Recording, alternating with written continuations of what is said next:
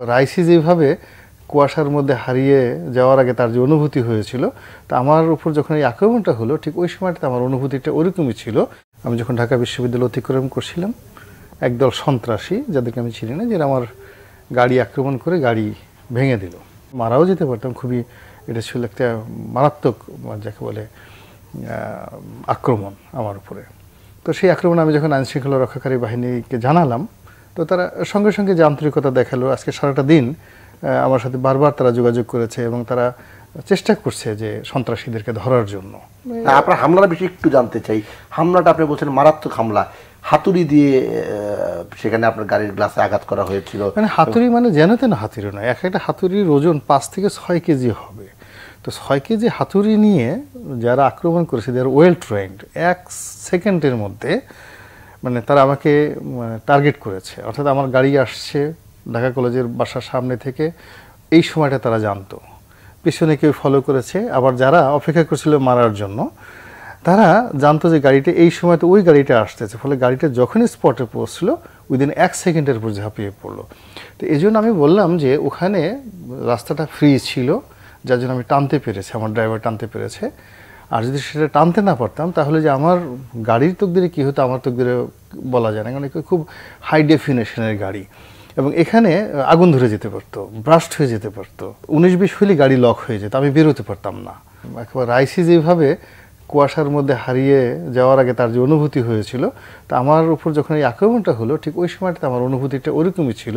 আমি চারিদিকে অনেকগুলো আজরায়েল দেখতে পাচ্ছিলাম, অনেকগুলো জল্লাদ আমার চারিদিকে ঘোরাফেরা করছিল, সেই জিনিসগুলো আমি দেখতে পাচ্ছিলাম এবং খুব কাছাকাছি মানুষ যে জীবন মৃত্যুর একদম ক্ষণে কেমন অবস্থার সৃষ্টি হয়, এরকম আসলে অসংখ্য বিচ্ছিন্ন ঘটনা এক একজনের জীবনে হয়তো একবারই ঘটে। এখন ইলিয়াস আলীকে গুম করা হয়েছে, ইলিয়াস আলীকে তো আপনি 2বার গুম করতে পারবেন না।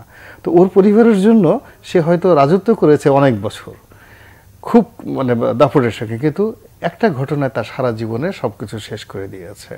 আবার ধরেন শেখ কামাল বা 75-এর 15ই আগস্ট, তাদের একটা বর্ণাঢ্য জীবন ছিল, কিন্তু একদিনের ঘটনায় পুরো বাঙালি জাতির ইতিহাস কলঙ্কিত করে ফেলেছে।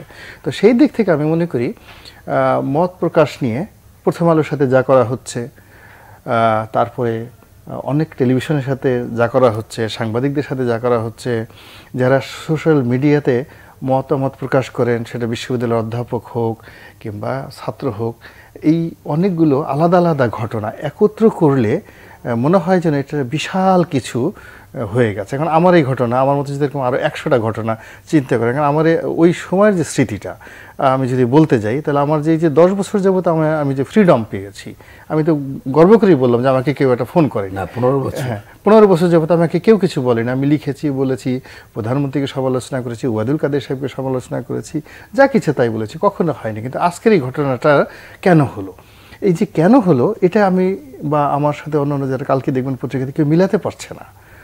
এমনকি মানে ওখানে আজকে সারাটা দিন পুলিশ এর অনেকগুলো টিম কাজ করেছে এবং আশ্চর্য ব্যাপার হলো আশেপাশের সমস্ত সিসিটিভিগুলো বন্ধ ছিল। মানে ওখানে ঢাকা বিশ্ববিদ্যালয়ের মেট্রো রেলের সামনে সিসিটিভিগুলো বন্ধ ছিল এবং নষ্ট ছিল। তাহলে এই টোটাল ঘটনাটা একটা প্রি প্ল্যান্ড হইতে ঘটেছে। এখন দেখা গেল যে একজন টেলিভিশনের পরিচিত মুখ, সমাজের পরিচিত মুখ, এখন দেবপ্রিয় ভট্টাচার্যের কথা চিন্তা করেন, ডক্টর মোহাম্মদ ইউনূসের কথা চিন্তা করেন, বা ডক্টর রেহমান সোবহান সাহেবের কথা চিন্তা করেন, বা যারা সমাজে বা প্রথম আলোর মতিউর রহমান সাহেবের কথা চিন্তা করেন, সামহা আসিফ নজরুলের কথা চিন্তা করেন, আমাদের ওয়াহিদুজ্জামান চালানির কথা চিন্তা করেন, যেভাবে হোক এরকম একজন মানুষ তো একটা বাংলাদেশে তৈরি হতে 50 বছর 100 বছর লাগে রাতারাতি। আমরা তো 2009 সনে 300 জন এমপি আসছি, 300 জন এমপি কি গোলাম মোল্লা রানী হতে পেরেছে? পেরায়নি। আমার তো কোনো পদ নাই, পোর্টফোলিও নেই, কিছু নাই, কিন্তু আমাকে তো আপনি আলাদা রাখতে পারছেন না। তো যখন এই একজন মানুষ তার শুধুমাত্র কথা দিয়ে, বক্তব্য দিয়ে 18 কোটি মানুষের মধ্যে চলে গেছে, তার উপর যখন একটা আক্রমণ হয় তখন পুরো সিস্টেমটা নিয়ে প্রশ্ন আসে।